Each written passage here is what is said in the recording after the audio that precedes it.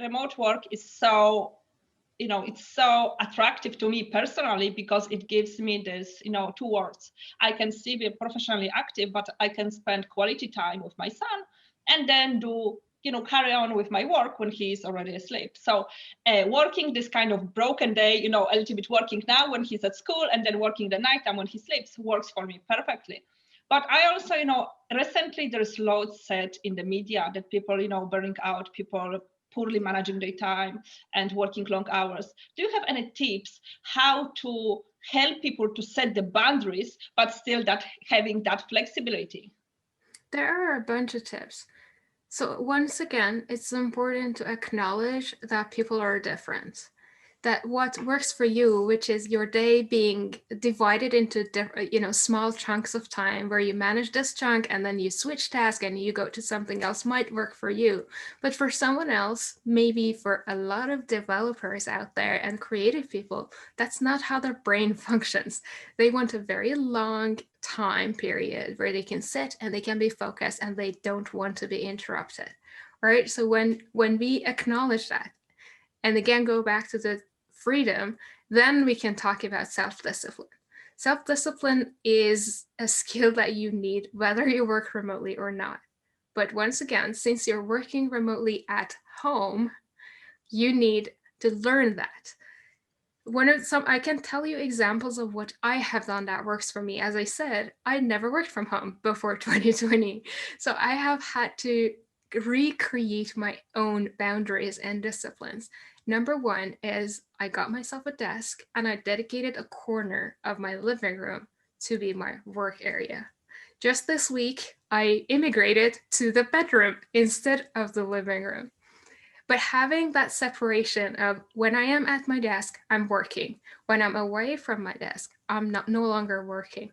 I am still struggling with working on my phone. I know that many of us have that habit of checking Slack, checking email, checking whatever on our phone, and then maybe like suddenly you find yourself standing in the middle of the room and just texting and writing, right? So we need to create that boundary of using different tools for different things. So what I'm working towards right now is to use my computer for work and my phone for pleasure. So I'm not going to watch Netflix on my computer. I only watch Netflix on my phone. So separation is important. Another thing is the tools that we use for communication. So with my team, we have a task management system and a chat tool. One of the team members that I work with, we're very close. We are also friends. We have separated that relationship, like those two kinds of relationships, using different tools. So when I want to connect with her as a friend, I use an application on my phone called Signal. When I want to connect with her about work, then I connect with her on Slack. So we try to not mix and match. And if you work with your family, that's also important to separate.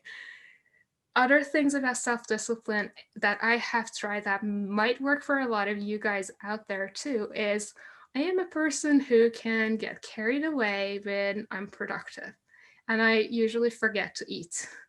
That's not a very good habit, right? So to remedy that, I have booked a time in my calendar for lunch and dinner. Well, breakfast is normally like something I get because I wake up and I do it. But lunch and dinner, I have forgotten a lot. Now I have a dedicated time. So as soon as my calendar says it's lunchtime, I just get up and go get my own lunch. Exercise is another. I have a dedicated time slot in my calendar for exercise. So what I'm saying, and the bottom line of it is manage your calendar, manage your life. Especially if you're a manager whose work gets done in meetings and you depend on your calendar a lot, this tip can be very useful for you. If you are a creative person, however, you may not enjoy this division of your day into small chunks. What you can do is to communicate when it's okay to be interrupted and have an agreement in the team, in the organization, about maybe have 1 or 2 days without meetings and just block the calendar so no manager can book it. And Scrum Masters out there can really help with this kind of setup for their teams to be able to protect the team. And the reason is what you just said when you started this question. You said people are experiencing a lot of burnout.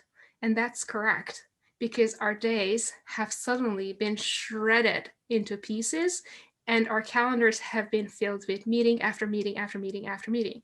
So what does a creative person do to actually do their work? They work extra hours because they really care. It's not because they're lazy and they don't get work done during work hours. It is that they really care.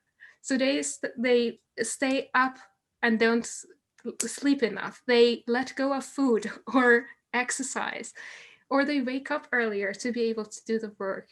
So if you really want to give people that freedom, if you really want to bring the benefits and advantages of remote work to your team, allow them the freedom, and once again, get help. Companies like mine have education programs for helping employees, agile coaches, leaders to really learn what it is to work effectively, to communicate and collaborate effectively together.